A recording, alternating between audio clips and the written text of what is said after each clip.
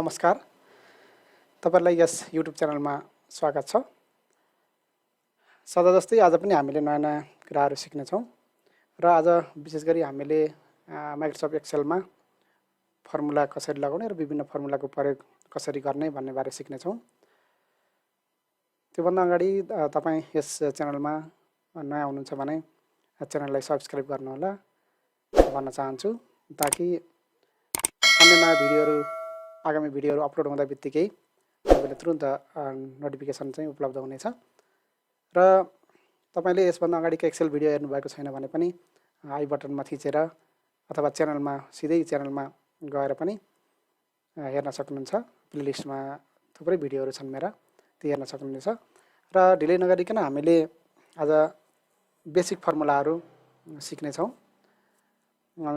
जस्तो कि मैले योभन्दा अगाडिको भिडियोमा पनि भनिसकेको छु, हामीले विभिन्न डाटाहरू लेजरहरू तयार गर्नका लागि एक्सेल अत्यन्तै राम्रो एप्लिकेसन हो। यसमा सिम्पलदेखि लिएर कम्प्लेक्स टाइपका डाटाहरू इन्ट्री गर्ने हैन, भिजुअलाइज गर्नका लागि चाहिँ एकदम राम्रो हुन्छ। र हामीले यो एक्सेलको मैले योभन्दा अगाडि पनि बताइसकेको छु, यस बारेमा बेसिक कन्सेप्टको बारेमा चाहिँ मैले बताइसकेको छु। आगामी योभन्दा पहिलेका भिडियोहरू हेर्नुहोला भन्न पनि चाहन्छु। र जस्तो हामीले सुरुमा चाहिँ टोटल कसरी गर्ने भन्ने बारे सिक्नेछौँ। टोटल गर्दाखेरि हामीले कहाँदेखि कहाँसम्म टोटल गर्ने हैन, सम गर्ने हैन, समराइज गर्ने कसरी, अब यो बारे सिक्नेछौँ। अब यसको लागि हामीले कहाँदेखि यहाँ एउटा के अरे रिजल्टको लेजर छ हैन, यसमा कुनै क्लासको चाहिँ लेजर मैले अब उदाहरणको लागि चाहिँ राखेको छु। अब यसमा चाहिँ हामीले प्रत्येक विषयको चाहिँ टोटलहरू निकाल्नु पर्ने छ यहाँ भने हामीले कसरी निकाल्ने त त्यसबारेमा सिक्नेछौँ। र यदि बिल्कुलै नयाँ हुनुहुन्छ भने तपाईहरुले के बुझ्नुपर्छ भने एक्सेलमा जस्तो यो कलमको एड्रेस हुन्छ, एउटा चाहिँ रोको एड्रेस हुन्छ। जस्तो 1 2 3 4 भनेको चाहिँ रो एड्रेस हो र यो एबीसीडी भनेको चाहिँ यो कलम एड्रेस हो।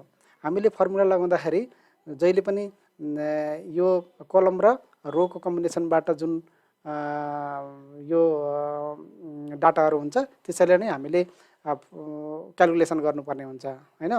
त्यसको लागि चाहिँ तपाईले जस्तो एक्सेलमा चाहिँ फर्मुला सुरु गर्दाखेरि चाहिँ हामीले इक्वल टु लगाउनु पर्छ भन्ने त तपाईलाई थाहा नै छ होला। र यति गरिसकेपछि हाम्रो यहाँ फर्मुला एक्टिभ हुन्छ। यहाँनिर देख्न सक्नुहुन्छ यो फर्मुला बार हो हैन।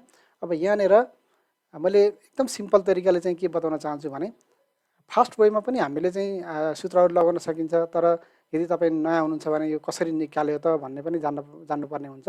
त्यसकारण जस्तो हामीले कहाँदेखि कहाँसम्म गर्नुपर्ने छ भने जस्तो यहाँ नेपालीको यो यहाँदेखि लिएर यहाँ हेल्थको विषयसम्म चाहिँ टोटल निकाल्नु पर्ने छ भने फर्मुला चाहिँ एक्टिभ भइसकेको छ। अब यो 79 भएको अङ्क चाहिँ कहाँ छ भने यो डी कलममा छ हैन। डी को कतिमा छ भनेर फेरि त्यसलाई चाहिँ बुझ्नुपर्ने हुन्छ। हामीले बेसिक तरिकाले म्यानुअल रूपमा फर्मुला लगाउनु पर्यो भने जस्तो डी को 79 कतिमा छ भन्दाखेरि डी को 4 मा छ हैन। अब हामीले डाइरेक्टली यहाँनिर D4 टाइप गर्छौँ। D4 टाइप गर्दाखेरि यहाँनिर ठ्याक्कै चाहिँ एक्टिभ भयो हैन। अब D4 देखि गराउनु पर्यो भने यहाँ कोलन टाइप गरिदिन्छौँ शिफ्टसँग किबोर्डबाट। कोलन सेमिकोलन र कोलनको बिचमा जो शिफ्ट थिचेपछि कोलन आउँछ हैन, कोलन। अब हामीले कहाँसम्म गर्नु छ भने जस्तो जे को 4 सम्म हैन, J4 भनेर टाइप गरिदिन्छौँ। त्यति गरिसकेपछि यहाँदेखि यहाँसम्म यसरी चाहिँ ठ्याक्कै चाहिँ उसले सिलेक्सन गर्यो हैन। यति गरिसकेपछि हामीले चाहिँ यहाँ सुरुमा त्योभन्दा अगाडि चाहिँ के गर्नुपर्छ भने यसो हामीले त जोड्नुपर्ने छ हैन। जोड्नुपर्ने भएको कारणले पहिला सुरुमा सम लगाउने अनि ब्रेकेट ओपन गरिदिनुपर्छ हैन। अब यति गरिसकेपछि मैले चाहिँ अघि लगाइसकेँ हैन। यसलाई चाहिँ ब्रेकेट क्लोज गरिदिएर एन्टर गरिसकेपछि यो टोटल भएर आउँछ हैन। यसरी चाहिँ गर्न सकिन्छ। यसले लगाएको फर्मुला चाहिँ यहाँ देखाउँछ है। अब म फेरि गरेर देखाउँछु। हामीले चाहिँ के गर्छौँ, सुरुमा इक्वल टु लगाउँछौँ, SUM लगाउँछौँ अनि ब्रेकेट ओपन गर्छौँ। त्यसपछि यहाँ क्राइटेरिया दिएको छ नम्बर 1 नम्बर 2 भनेको छ हैन। जस्तो हामीले यहाँ के थियो, जस्तो हामीले अघि के गरेको थियौँ, म्यानुअल टाइप गरेको थियौँ। अब हामी डाइरेक्ट सेलेक्ट गर्छौँ। जस्तो सम गरेर इक्वल टु सम लगाउने अनि त्यसपछि यहाँ 79 मा क्लिक गरिदिन्छौँ हैन। अब त्यति गरिसकेपछि यो सिलेक्ट भयो। अब हामीले फेरि कोलन यहाँ गएर कोलन थिचेर पनि गर्न सकिन्छ हैन। कोलन थिचेर पनि, नभए हामी के गर्छौँ भने यहाँदेखि यहाँसम्म डाइरेक्ट सिलेक्ट गरिदिन्छौँ। यसरी माउसको कर्सर ड्र्याग गरेर यसरी चाहिँ गर्न सकिन्छ हैन। जस्तै हेर्नुहोस् यहाँदेखि सर्लक्क लगाएर यहाँसम्म सिलेक्ट गरौँ। हामीले अघि टाइप गरे अनुसारकै फर्मुला आयो नि त। D4 देखि कोलन भनेको देखि सम्झ्यौँ है। D4 देखि J4 सम्मको हामीलाई टोटल चाहियो हैन। त्यति गरिसकेपछि हामीलाई केही गर्नु परेन, ब्र्याकेट क्लोज गरिदिन्छौँ अनि इन्टर गरिदिन्छौँ अनि टोटल भएर आयो है। यदि गरिसकेपछि बुझ्नुभयो नि। जस्तो यहाँनिर फर्मुला देखाएको छ इक्वल टु सम D4 देखि J4 सम्म गरेर हामीले फर्मुला टाइप गरिदियौँ अनि यहाँ ब्र्याकेटभित्र राखेर एन्टर गरिसकेपछि समको आउने भयो। अब तपाईले यसलाई चाहिँ यति फर्मुला लगाइसकेपछि हामीले अरूको फर्मुला लगाउन पर्दैन, सर्लक्क तानै हुन्छ हैन। यसरी चाहिँ सर्लक्क तलसम्म ड्र्याग गरिसकेपछि यो अरूको पनि यसै भएर आउँछ। नभए हामी के गर्छौँ भने अझै सजिलो तरिकाले जस्तै यहाँनिर डाइरेक्टली यसरी डबल क्लिक गरिदिन्छौँ हैन। डबल क्लिक गरिसकेपछि यो तलसम्म यसरी चाहिँ फर्मुला अटोमेटिकली जेनेरेट भएर आउँछ हैन। अब सम गर्ने अर्को अझै आइडिया चाहिँ के छ भने जस्तो मैले यसलाई डिलिट गरिदिन्छु। तपाईले यहाँदेखि यहाँसम्म चाहिँ सिलेक्ट गर्नुहोस् हैन। त्यति गरिसकेपछि यहाँनिर चाहिँ अटो समको फर्मुला छ हैन। अब यो अटो सम भनेर देखाएको छ, यसलाई क्लिक गरिसकेपछि यहाँ सर्लक्क आयो। यसरी फास्ट वेमा पनि गर्न सकिन्छ हैन। अब त्यति गरिसकेपछि यहाँ आउने भयो हैन। अब त्यसपछि सर्लक्क हामीले यसरी डबल क्लिक गरिदिन्छौँ हैन। त्यसपछि अझै अर्को आइडिया पनि छ। जस्तो हामीले यहाँदेखि यहाँसम्म गऱ्यौँ हैन। अब जस्तो यहाँ सर्टकट कमान्ड पनि छ, हेर्नु त सर्टकट कमान्ड छ यहाँ, तपाईले हेर्न सक्नुहुन्छ। अल्ट प्लस इक्वल टु छ हैन। किबोर्डबाट अल्ट प्लस इक्वल टु गरे पनि आउने भयो है। किबोर्डबाट अल्ट प्लस इक्वल टु यहाँ हेर्न सक्नुहुन्छ।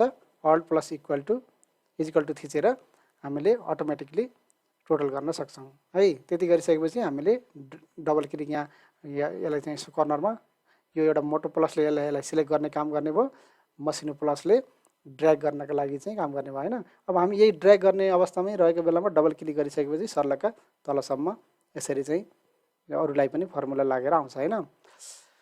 अब हामीले चाहिँ म्याक्सिमम निकाल्नु पर्यो। जस्तो यहाँदेखि यहाँसम्मको अधिकतम अङ्क कति हो त्यसलाई निकाल्नु पर्यो भने हामी के गर्छौँ, सेम त्यही नै गर्छौँ, इक्वल टु हैन। त्यसपछि म्याक्स टाइप गर्छौँ, त्यसपछि ब्र्याकेट ओपन गर्छौँ अनि त्यसपछि यहाँदेखि यहाँसम्मको हामीलाई अधिकतम अङ्क चाहिएको छ। त्यति सिलेक्ट गरिसकेपछि यहाँनिर देख्नुहुन्छ फर्मुला लागेर आयो हैन। त्यसपछि हामी सिफ्टसँग ब्र्याकेट क्लोज गरिदिन्छौँ हैन। यति गरिसकेपछि यहाँदेखि यहाँसम्मको म्याक्सिमम अङ्क कति रहेछ त भन्दा 80 रहेछ है। अब त्यस्तै गरी प्रत्येक विद्यार्थीमा म्याक्सिमम अङ्क लिने को हो भनेर जान्नका लागि पनि कसले कति लियो, जस्तै यहाँ 80 मार्क्स लिएको रहेछ हैन नेपाली विषयमा।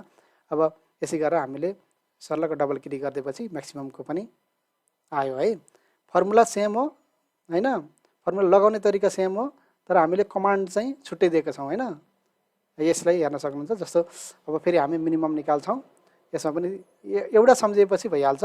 जस्तो हामीले यहाँ अब मिनिमम अङ्क न्यूनतम अङ्क कति हो भनेर निकाल्नु पर्यो भने पनि सेम मिन टाइप गरेर ब्र्याकेट ओपन गर्छौँ अनि यहाँदेखि यहाँनिर यहाँसम्म सिलेक्ट गर्छौँ हैन।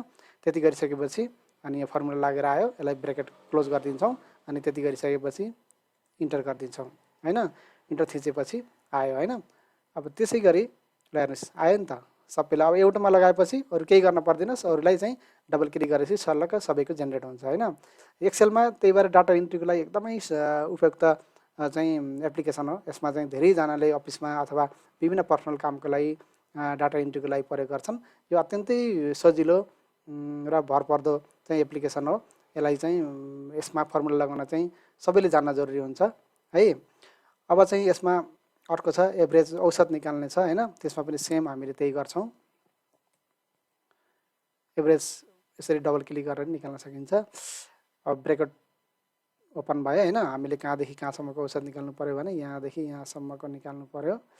अब त्यति गरिसकेपछि ब्र्याकेट बन्द गरिदिन्छौँ अनि यसको औसत पनि निस्क्यो है। यसरी चाहिँ एभरेज अङ्क पनि आयो हैन। त्यसै गरी अब यसमा काउन्ट भन्ने छ। काउन्ट भनेको जस्तै यहाँदेखि यहाँसम्मको नम्बर अफ कति कलम अथवा कति छ यसमा डाटा हैन। जस्तो यसरी चाहिँ यहाँसम्मको कति छ काउन्ट भनेर काउन्ट गर्नु पर्यो भने हामीले त्यही फर्मुला लगाउँछौँ, इक्वल टु काउन्ट भयो हैन, ब्रेकेट ओपन गर्छौँ। कहाँदेखि चाहिँ कहाँसम्मको चाहियो, जस्तो हामीले यहाँदेखि यहाँसम्म नभएर यहाँदेखि यहाँसम्मकै लास्टसम्मकै चाहियो भने हामीले यहाँसम्मै तानिदिन्छौँ हैन। त्यति गरिसकेपछि कहाँदेखि कहाँसम्म भयो, नेपालीदेखि लिएर एभरेजसम्मको हैन। अब यसलाई चाहिँ हामी फर्मुला एक्टिभ भइसकेको छ। अब यसलाई ब्रेकेट क्लोज गरिदिन्छौँ अनि इन्टर गरिदिन्छौँ। भनेपछि यहाँ 11 रहेछ काउन्ट गर्दाखेरि। द्याट इज 1 2 3 4 5 6 7 8 9 10 11 हैन। यसरी चाहिँ काउन्ट गर्दाखेरि 11 रहेछ हो। यसरी चाहिँ काउन्ट हामीले निकाल्न सकिन्छ है। अब यी त जान्नुभयो हैन। अब यसरी चाहिँ हामीले फर्मुला, बेसिक फर्मुलाहरू यसरी चाहिँ लगाउन सकिन्छ हैन। भिडियोलाई पज गर्ने हैन, स्क्रिनशट लिएर पनि तपाईले फर्मुलाहरू यसो हेरेर सर्लक्क चाहिँ यिनी नोट गरेर पनि राख्न सक्नुहुन्छ। यिनी चाहिँ हामीले बेसिक रूपमा फर्मुला कसरी गर्ने हैन, यी चाहिँ यति नै हुन्।